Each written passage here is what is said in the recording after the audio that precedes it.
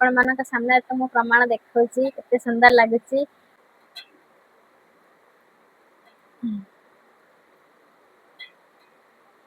दळता हैला रेडी एथिया खाली गोटे जिंस मिसिया पे बाकी रही। हेलो हाय नमस्कार संग माने welcome to my new blog. संग माने आज आपण माने गोटे बहुत बढ़िया जिंस नै के आसी आ से जिंसटा एमिति जिंस की हमर सब सधवा नारी माने झिया माने बुढ़ी माने समस्त पिंधंती आ पुओ माने भी थरे थरे पिंधंती।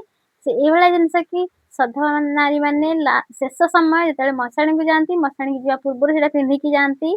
तो से जिंसटा कोन आपण माने मो थंबनेल देखि की जानि परुथिबे। तो से जिनसटा ना हला अलता। तो आज संग माने हमें अलता प्रस्तुत करबा घरे बनेबा अलता दुकान परिका।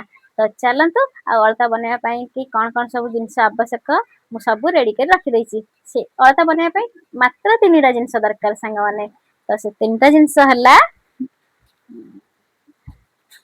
चीनी आउ चापत्ती आ गोटे जिनस कहबे आपण मानकु आपण माने वीडियो देखंतु आपण माने निजे देखिबे जानि परिबे।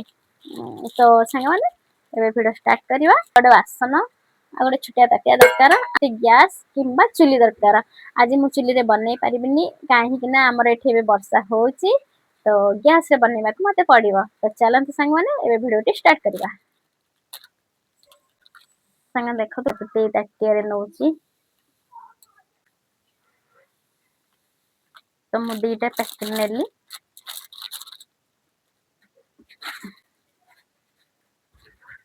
माने दीटा तीनटा पैकेट बोधे फुल हे जीवो मते जा लागुच। तो हमें एत्ती कि नबा एत्ती कि नेली मु एबे एटा रे ढाଳି देली। एटा जेत्ती कि नेले चीनी भी सेत्ती कि नबा को पड़िबो। देखन संग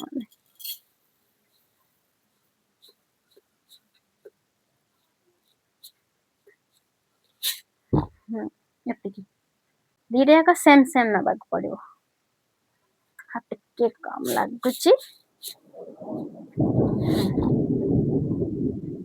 देखन चीनी आउ चा तो याकु दीटा को फेंटी दवा भल्ला कि फेंटिया पड़िबो। हम दीटा को मिक्स देली एपरे कोन करूची देखन एटा चा हबो ना अलता हबो आपण माने वीडियो को देखंतु जानिबे।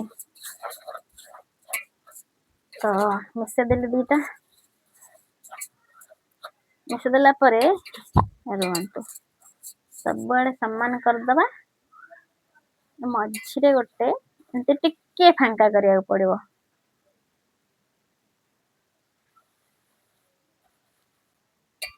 गोटे दीप भी दरकार संग मन देखन एटा मझिरे मु रखि देली देखिया तो पूरा मझिरे या ऊपर ए ताटियाडा बसिबो। हां एंती बसिबो या पर एटा सेट नबा।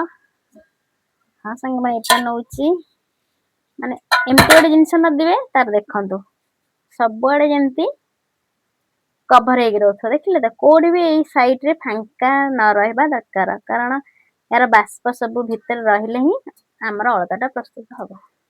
देखिया एटा तो देखिया एटा केमती होउची एटा भी से भलिया चलिबो ठीक अछि। ए भलिया गोटे जिंस नेबे जोटा कि एको चापी रहला भलिया एथरे पानी दिया हबो। देखंतु फिर कि नै किरी एटा एंती थोइ दबा। तो एथरे पानी दे दबा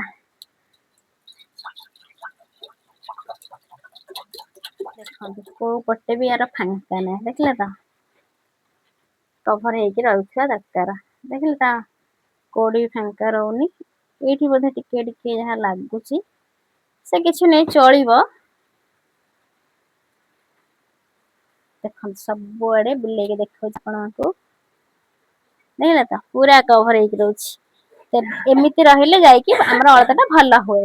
एटा एबे गैस रे बसिबो। तो चलंतु एको गैस जल के बे बसे माने देखले त आउ कोन सब जिंस दरकार सब रेडी करके रखि देली। ता ऊपर पानी भी दे देली आ पानी जोटा पानी दिया हबा जोटा जिंसटा सेटा को भला कवर हे कि रहबो ताकू भी आपण माने को देखिए देली। एबे हम ताको गैस रे बसे दवा काहे कि ना आज चुली जाळे रेडी रेडी करके बसे देली ताको खाली एबे गैस रे बसे की जाळवा कथा। ତ ତା ଆଗରୁ ମୁଁ ଆଉ ଗୋଟେ ଜିନିଷ ଦେଖେଇ ଦଉଛି ଆପଣମାନଙ୍କୁ। କେତେ ଜୋର ବର୍ଷା ଦେଖନ୍ତୁ ସାଙ୍ଗମାନେ। ଏମିତିରେ କୋଉଠି ଚୁଲି ଜାଳି ପାରିଥାନ୍ତି।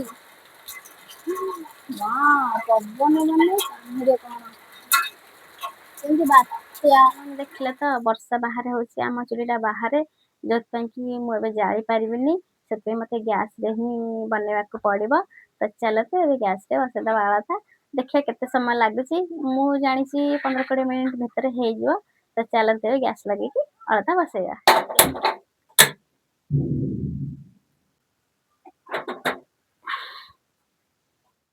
କଭର ହେଇଛି, ଏମିତି ହିଁ କଭର ହେଇକି ରହିବା ଦରକାର। କାହିଁକି ନା ଏ ଯୋଉ ପାଣିର ବାମ୍ଫଟା ମାନେ ବାଷ୍ପଟା ତା ତଳେ ଯୋଉ ତାଟିଆ ଗୋଟେ ଦେଇଛି ତାରି ଭିତରେ ହିଁ ରହିବ।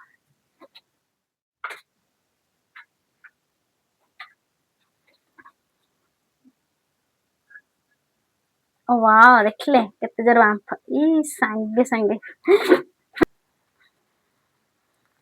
ଏବେ ସିମ୍ କରିଦବା।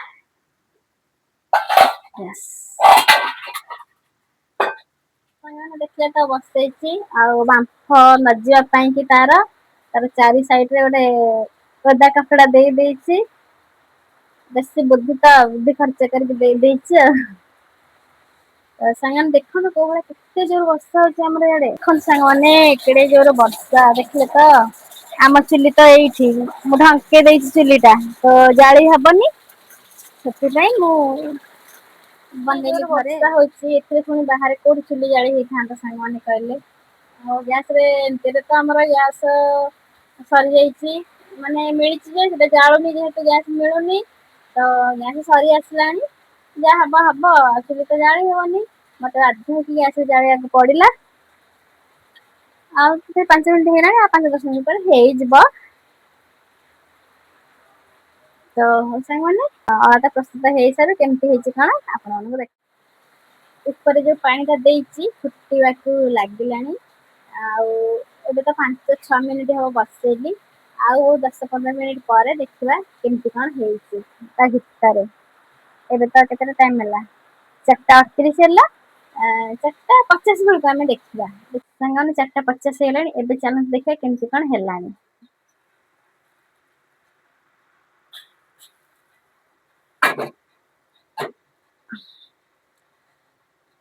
ଦେଖିବା କେତେ ବାଟ।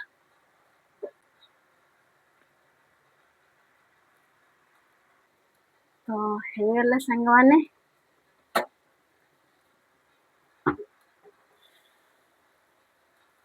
ଓହୋ, ମାନେ ଏର ବାମ୍ଫ ପଳେଇଲା। ବାହାର କରିବା। ହେଇ ଦେଖନ୍ତୁ ଏତିକି ହେଇଛି, ଏଥିରେ ଆଉ କଣ ଗୋଟେ ଜିନିଷ ମିଶେଇବାର ଅଛି, ଚାଲନ୍ତୁ ଆମେ ମିଶେଇବା ଏଥିରେ। ଏବେ ଅଳତା ହେଇଗଲା ରେଡି। ଏଥିରେ ଆଉ ଖାଲି ଗୋଟେ ଜିନିଷ ମିଶେଇବା ପାଇଁ ବାକି ରହିଛି, ସେଟା ହେଲା ଫୁଡ କଲର ରେଡ ବାଲା। ଏଇଟା ମିଶେଇଦେଲେ ପୁରା ଅଳତା ଭଳିଆ ହେଇଯିବ, ଯେମିତି ଆମର ବଜାରରେ ମିଳୁଛି ସେଇ ଭଳିଆ ହେଇଯିବ।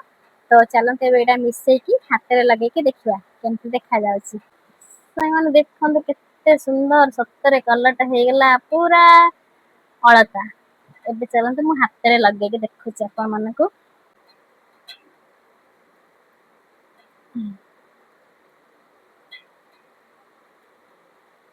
ମାନେ ଦେଖନ୍ତୁ, ମାନେ ଅଳତା ବନେଇକି ଲଗେଇଦେଲି ହାତରେ, ଆଉ କେମିତି ଦେଖାଯାଉଛି କମେଣ୍ଟରେ କହିବେ। ଆଉ ବଢିଆ ତ ଦେଖାଯାଉଛି। ସତ କଥା କି ବଜାରରେ ମିଳୁଥିବା ଅଳତା ଆଉ ମୁଁ ଆଜି ଘରେ ବନେଇଥିବା ଅଳତା ଭିତରେ କିଛି ବି ଫରକ ନାହିଁ, ପୁରା ସେମ। ଆପଣ ଜାଣି ବି ପାରିବେନି ଏଇଟା ବଜାରରୁ କିଣା ହେଇକି ଆସିଛି କି ଘରେ ବନା ହେଇଛି। ଏତେ ସୁନ୍ଦର ଭାବରେ ଅଳତା ଟା ହେଇଗଲା, ଆପଣ ମାନଙ୍କ ସାମ୍ନାରେ ତ ମୁଁ ପ୍ରମାଣ ଦେଖଉଛି କେତେ ସୁନ୍ଦର ଲାଗୁଛି। ଆଉ ବହୁତ ବଢିଆ ଲାଗୁଛି। ଏଥର ଯେତେବେଳେ ଇଚ୍ଛା ହବ ମୁଁ ଘରେ ବନେଇକି ପିନ୍ଧିଦେବି, ଆଉ କିଣିକି ଆଣିବିନି ବଜାରରୁ। ସାଙ୍ଗମାନେ ଆଜିକାର ଭିଡିଓ ଏଇଠି ରଖୁଛି। ମୋ ଭିଡିଓ କେମିତି ଲାଗିଲା କମେଣ୍ଟ ରେ କହିବେ। ମୋ ଭିଡିଓ ଯଦି ଭଲ ଲାଗିଛି ଗୋଟେ ଲାଇକ୍ କରିଦେବେ, ଆଉ ଭିଡିଓକୁ ସେୟାର କରିଦେବେ। ଆଉ ମୋ ଭିଡିଓ ଯଦି ନୂଆ ଅଛନ୍ତି ମୋ ଚ୍ୟାନେଲକୁ ସବସ୍କ୍ରାଇବ କରିଦେବେ। ତ ହଉ ସାଙ୍ଗମାନେ ରହିଲି, ଦେଖା ହବା ଆଉ ଗୋଟେ ସୁନ୍ଦର ଭିଡିଓରେ। ରହିଲି, ନମସ୍କାର, Om Sai Ram, tata bye bye.